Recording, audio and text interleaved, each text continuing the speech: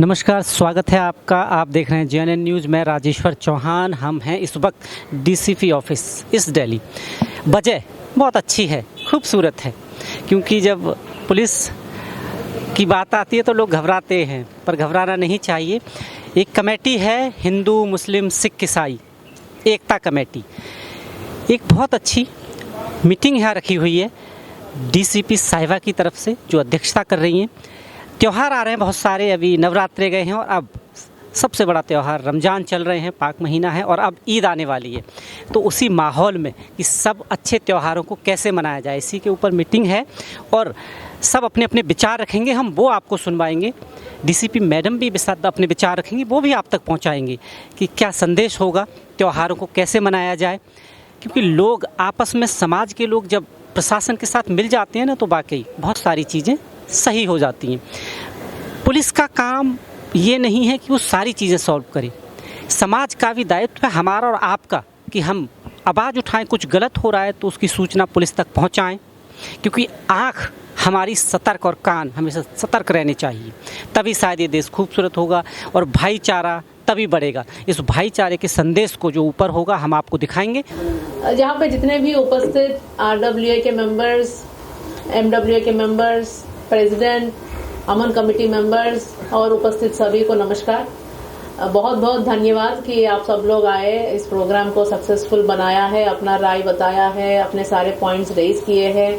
अमन committee जो किस काम के लिए बनी है और उन पहले क्या क्या करती आई है और आगे क्या करना चाहती है, उन सब चीज़ों को आगे रख के आप लोगों ने बहुत हमारा हौसला बढ़ाया है। इनफैक्ट क्योंकि पहले भी आप लोगों ने बहुत बढ़िया काम किया है, स्पेशली इस बार के त्योहार का सीजन जो चल रहा है, अभी रमजान बचा हुआ है और चल ही रहा है, तो लॉन्गिश हमारा जो फेस्टिव सीजन जो चल रहा है, बहुत ही शांति और अमन के साथ अब तक सारी चीज़ें हुई है।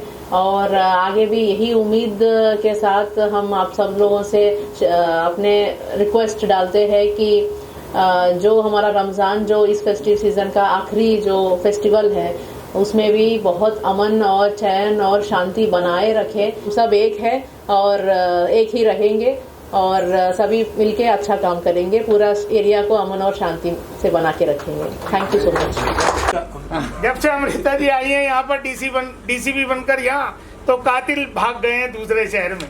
हम जब भी उनको फोन करते हैं फौरन उसके कारण शुरू हो जाते हैं और निरंतर पुलिस के साथ कंधे से कंधा मिला के सहयोग करते हैं।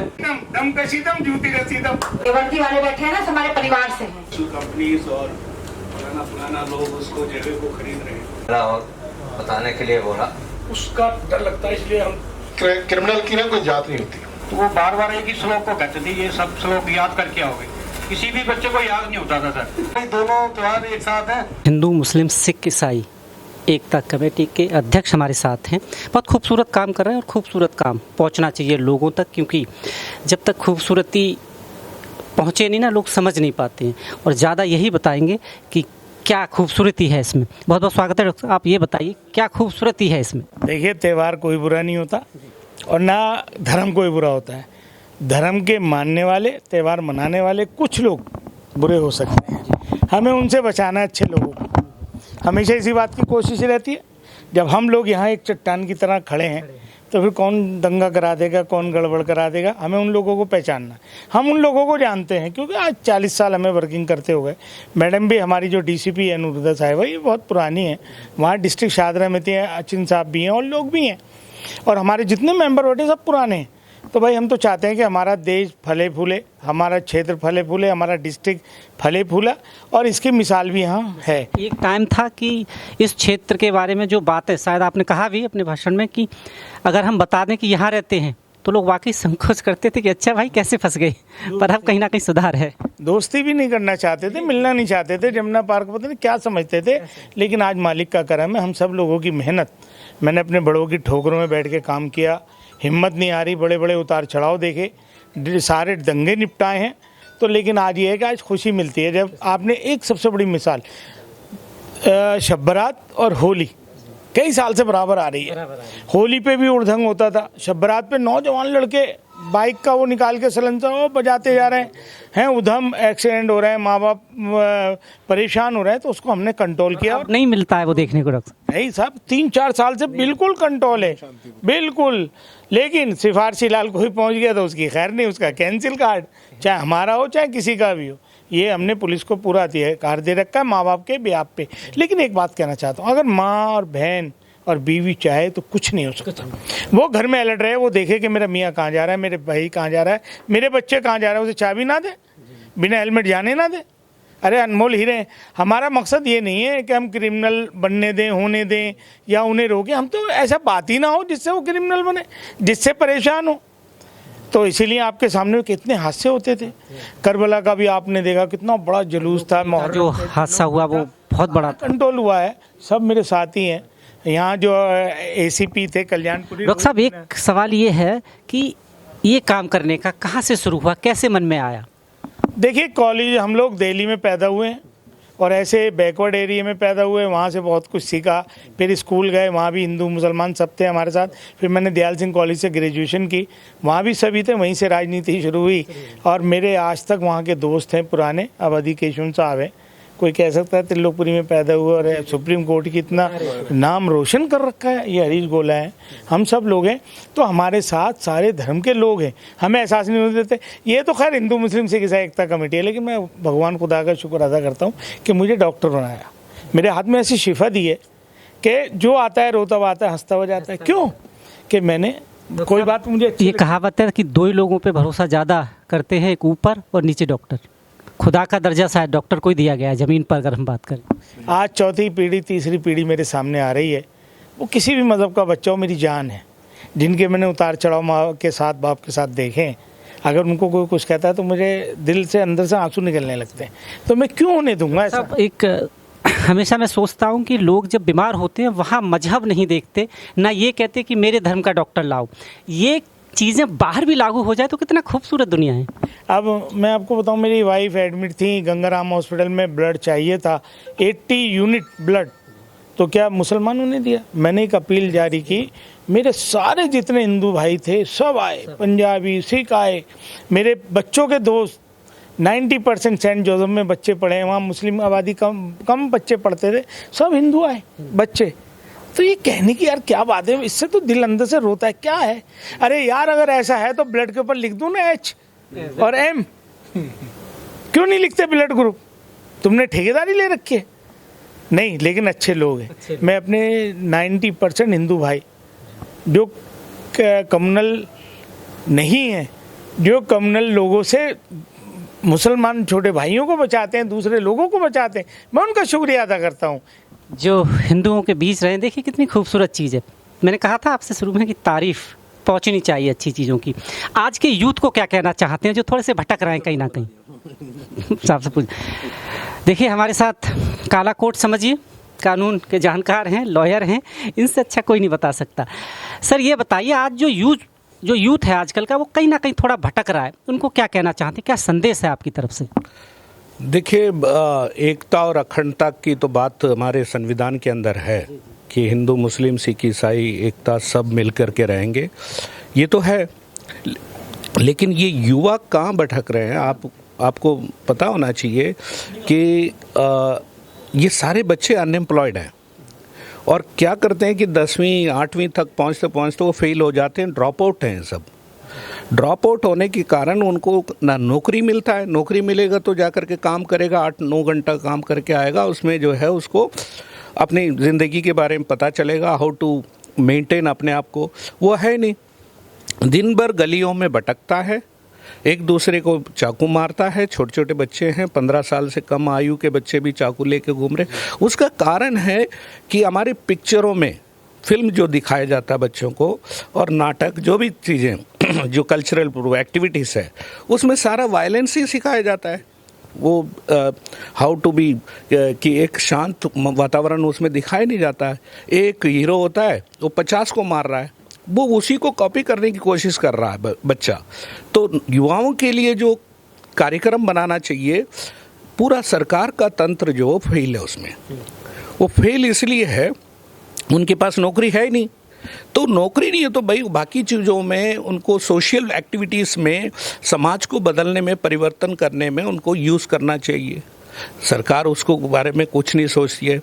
State is responsible for everything. एक सवाल ये उठता है क्योंकि आपने कहा आप त्रिलोकपुरी में रहते हैं, सालों से ये चला रहा है, जब त्रिलोकपुरी का नाम कहीं आता था तो सिर्फ यही लोग सोचते थे कि वहाँ पर चाकूबाज या जेब काटने वाले इस तरह की चीज़ें सुनाई जाती थी, पर आप जैसे लोग भी हैं जो वहीं रहे, वहीं से एजुकेशन ली, उन लोगों को ज़रा एक संदेश दीजिए जो आज भी ये सोचते हैं कि त्रिलोकपुरी में सिर्फ गुंडे हैं। जी, मैं तो कहूँगा कि जो आपने मेरे एग्जाम्पल ले लिया तो मैं उन त्रिलोकपुरी में रहता था, लेकिन ज़्यादा त्रिलोकपुरी में नहीं रहता था। अच्छा। कॉलेज, स्कूल, लाइब्रेरी, घर वहीं था, कुल मिला के घर तो था ही, घर त्रिलोकपुरी में था। लेकिन पढ़े लिखे लोगों के साथ, जैसे डॉक्टर साहब हैं, ऐसे पढ़े लिखे लोगों के साथ हमेशा रहते थे। उसकी वजह से वहाँ रहते हुए भी ये जो क्रिमिनल एक्टिविटीज़ हमारे अंदर कोई आ भी नहीं कर पाए, और बाकायदा हम सोशल वर्क भी कर रहे हैं।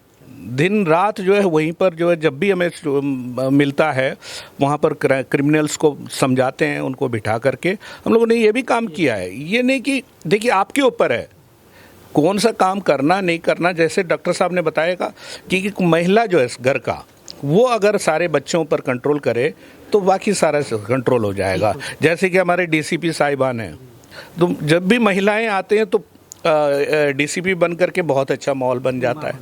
तो वो क्योंकि एक तो ऑनेस्ट होते हैं, ईमानदार होते हैं, और ईमानदारी की वजह से जो है बाकी लोग डरते हैं।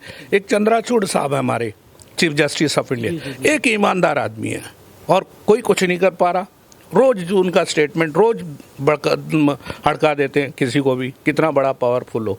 तो ईमानदारी जो भी होगा वो समाज में टिका रहेगा। समाज में ईमानदारी की ज़रूरत है, पर ये जो आप देख रहे हैं सामने हिंदू मुस्लिम एकता वाकई एक ईमानदारी से काम कर रही है, और ऐसी कमेटी और ऐसे लोगों की बाकी समाज को ज़रूरत है जो जोड़ने का काम करते हैं। क्योंकि अभी तक आपने देखा है बहुत सारी चीज़ें आप देखते हैं, सोशल का ज़माना है, टूटने वाली चीज़ तुरंत आप तक पहुंच जाती है, पर जोड़ने वाले लोग कितना अच्छा काम कर रहे हैं, आप तक पहुंचना चाहिए। क्योंकि ये ऐसा काम कर रहे हैं, ये कुछ नहीं लेते, ये अपनी मेहनत सालों से आपके लिए, ताकि समाज एक रहे।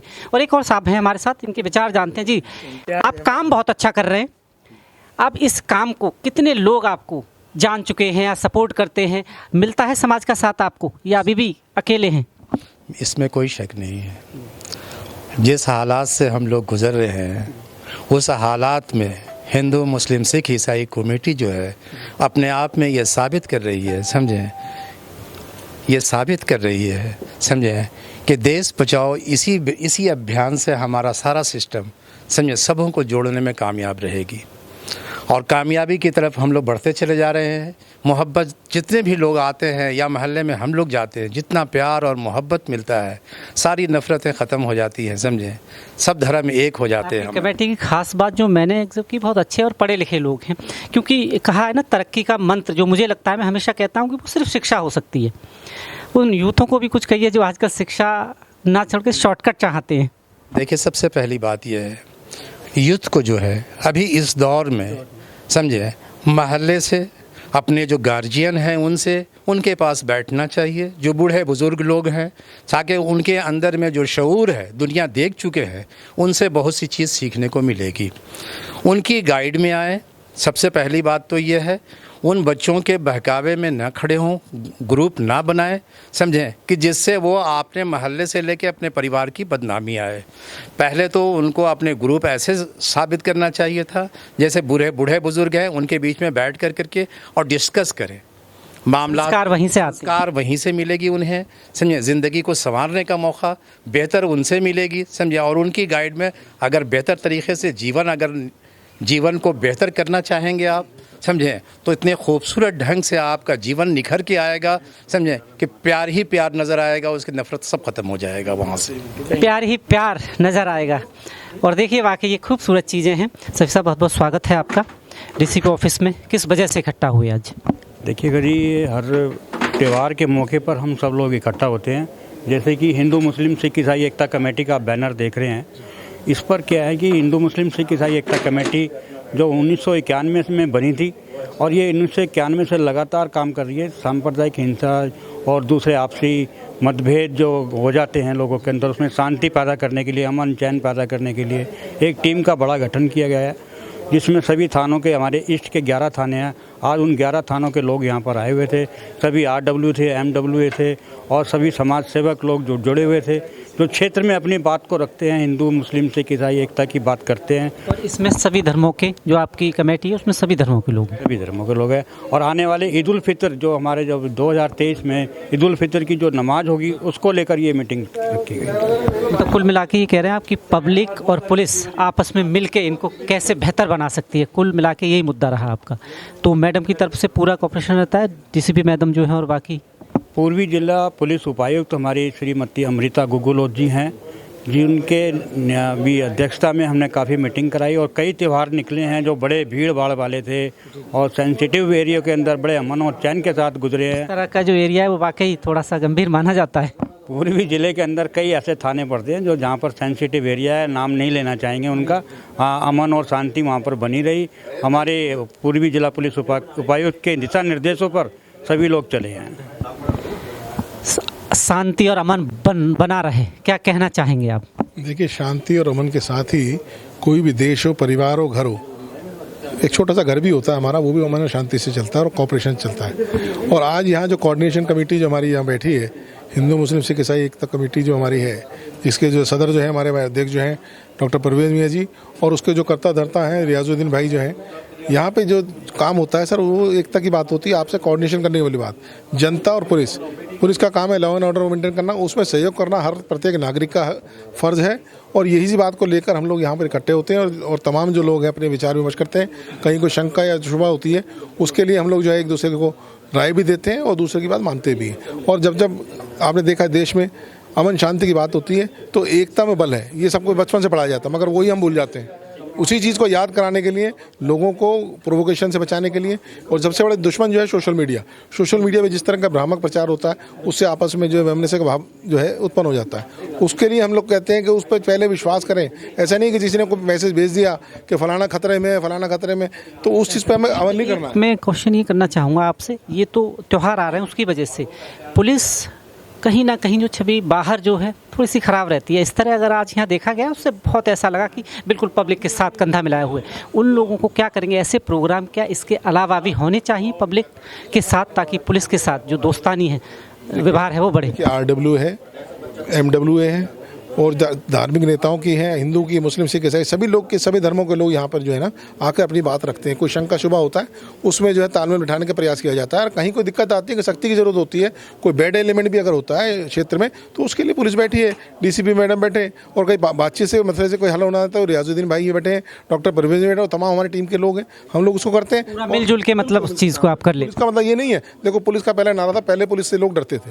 अब पुलिस में कोऑर्डिनेशन कमेटी जो बनी, हमारी जो समितियाँ बनी है, उनके प्रयास से ये हुआ कि पुलिस पे लोगों ने विश्वास किया, थ्रू इन मेंबर्स के थ्रू या हमारे माध्यम से लोगों में विश्वास बना, और उसी से मसले हल होते हैं। ये जरूरी नहीं है हर चीज़ का हल जो है डंडा है। आपस जो तालमेल गलतफहमी दूर होती है, किसी का जो मुखालता कुछ होता है, किसी का मैसेज गलत होता है, किसी की कोई गुमराह किया जाता है, तो उस गुमराह को रास्ते पे लिया जाता है, समझाया जाता है कि ये गलत रास्ता है। कोई भी धर्म है, सब धर्म अच्छाई बताते हैं, उसी चीज़ को हम यहाँ बताते हैं, और जो नहीं मानता उसके लिए सख्ती कभी हमारे में इंतजाम है। सभी धर्म सिर्फ अच्छाई बताते हैं, अच्छाई बताते हैं सभी धर्म। क्या कहना चाहेंगे जो थोड़े से अलग सोचते हैं? सही बात है, कोई भी धर्म देखिए बुराई का रास्ता तो दिखाता ही नहीं है। सभी धर्म ये चाहते हैं कि लोगों की मदद करो, मिलजुल करके रहो, भाईचारा बढ़ाइए, और सभी धर्म ये कहते हैं कि एक दूसरे के धर्मों का भी सम्मान करें। लेकिन अब पता नहीं कहाँ से ये चीज़ आ गई है कि कुछ लोग हैं, चंद लोग हैं जो एक दूसरे के धर्मों का सम्मान नहीं करते हैं, तो उनको हमें अवॉइड कर देना चाहिए। हमारी नज़रों में उनकी कोई वैल्यू नहीं है, हमारी नज़रों में उन सभी लोगों की वैल्यू है जो सभी धर्मों का सम्मान करते हैं और सभी धर्म का बिल्कुल साथ से साथ मिलकर चलने की कोशिश करते हैं। धर्म सभी बहुत खूबसूरत हैं, क्या कहेंगे इस मौके पर? नहीं, ये तो बिल्कुल सही है कि असल चीज़ तो ये है कि इंसानियत जो है वो, और हमारा मज़हब भी ख़ास तौर से ये सिखलाता है कि आदमी वो है कि जो इंसान बना, एक दूसरे के लिए नफ़ा बख्श बना, दूसरों को फ़ायदा पहुंचाने वाला बना, दूसरों को तकलीफ़ देने वाला ना बना। यही इस्लाम का वो खूबसूरत संदेश ये है कि एकता में बल है, और जहाँ एकता में बल होता है ना, वहाँ बहुत खूबसूरत चीज़ें हो जाती हैं। और अगर हम बात करें पुलिस प्रशासन की, पहले कभी पुलिस पर बड़े आरोप लगते रहे थे, पर अब जो माहौल है वो बदला है।